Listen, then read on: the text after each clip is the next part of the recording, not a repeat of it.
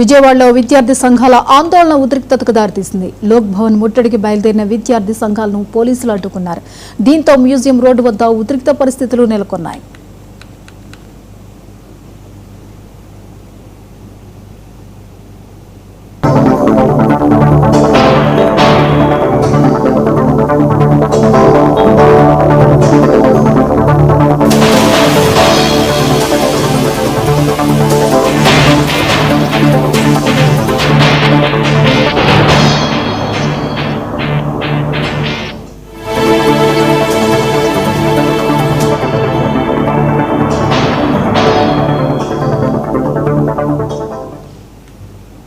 విజయవాడలో విద్యార్థి సంఘాలు లోక్ భవన్ ముట్టడికి పిలుపునిచ్చాయి. ఇందులో భాగంగా పెద్ద సంఖ్యలో విద్యార్థులు, కార్యకర్తలు ర్యాలీగా లోక్ భవన్ వైపు వెళ్లేందుకు ప్రయత్నించారు. అయితే పోలీసులు వారిని అడ్డుకున్నారు.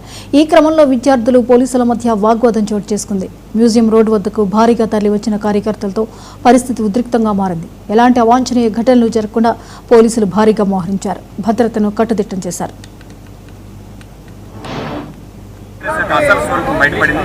ఇవాళ ఈ కాక్రోచ్ పార్టీ వెనకాల పెద్ద బొద్దింక ఉంది. ఆ బొద్దింక పేరే రాహుల్ గాంధీ, మల్లికార్జున్ ఖర్గే, ప్రియాంక గాంధీ.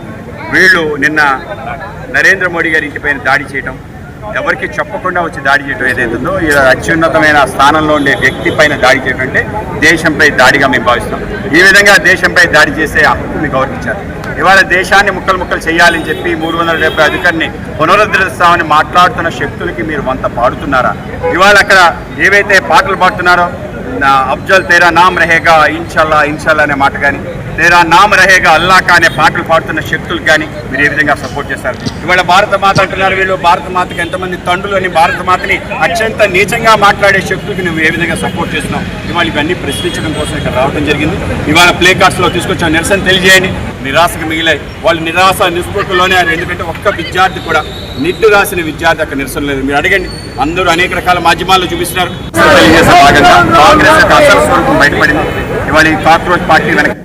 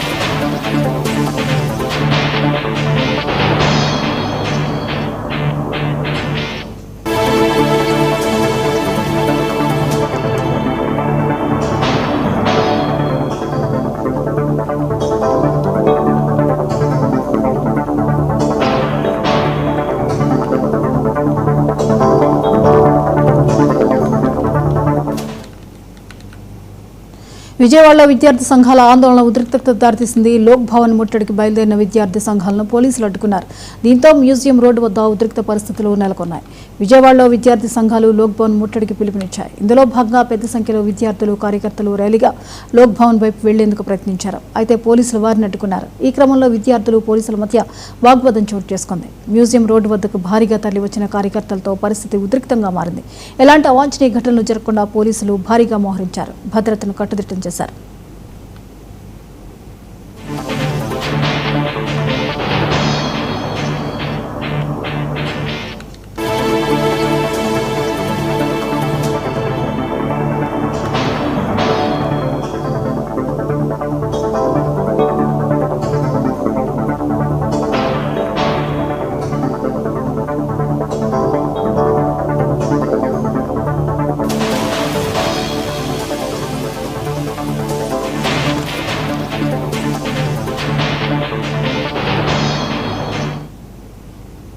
ఈ అంశంపై మరిన్ని వివరాలను మా ప్రతినిధి అలీం అందిస్తారు. అలీం, లోక్ భవన్ ముట్టడికి యత్నించిన విద్యార్థి సంఘాలను పోలీసులు అడ్డుకున్నట్లుగా తెలుస్తోంది, వివరాలేంటి?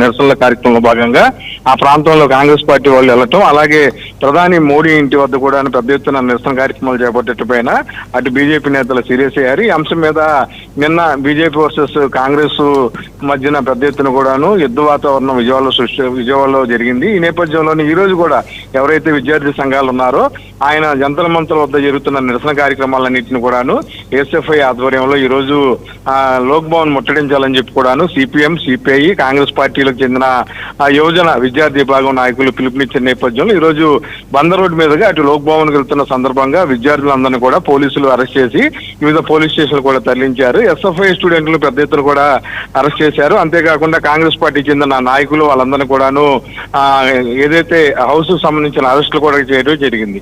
ముఖ్యంగా ఆంధ్రప్రదేశ్ లో ఇటువంటి సంఘటనలు ఎప్పుడు జరగలేదు. అయితే ఢిల్లీలో జంతర్ మంతర్ వద్ద జరుగుతున్న విద్యార్థుల నిరసన కార్యక్రమం అలాగే నీట్ పేపర్ సంబంధించి లీకేజీ సంబంధించి కూడాను ప్రస్తుతం ఉన్న పార్టీలు ఎవరు కూడా స్పందించకపోవడం పట్ల వామపక్ష నేతలు మండిపడుతున్నారు. అలాగే వైఎస్ఆర్సీపీకి చెందిన విద్యార్థి విభాగం కానీ టీడీపీకి చెందిన విద్యార్థి విభాగం కానీ ఎవరు కూడాను విద్యార్థుల పక్షాన్ని నిలవకుండా ఏకంగా ఎవరైతే కాంగ్రెస్ పార్టీ నేత రాహుల్ గాంధీకి మద్దతుగా ఉన్న వారిపైన దాడులు చేయడం ఎంతవరకు సబబని చెప్పి కూడాను కాంగ్రెస్ పార్టీ చెందిన యూత్ విభాగం నాయకులు ఏదైతే పోలీసులు అలాగే అక్కడ స్థానికంగా బంద్ రోడ్లో జరిగిన ఘర్షణలో కూడా పెద్ద ఎత్తున నిరసన కార్యక్రమంలో భాగంగా వారు మీడియాతో మాట్లాడడం జరిగింది.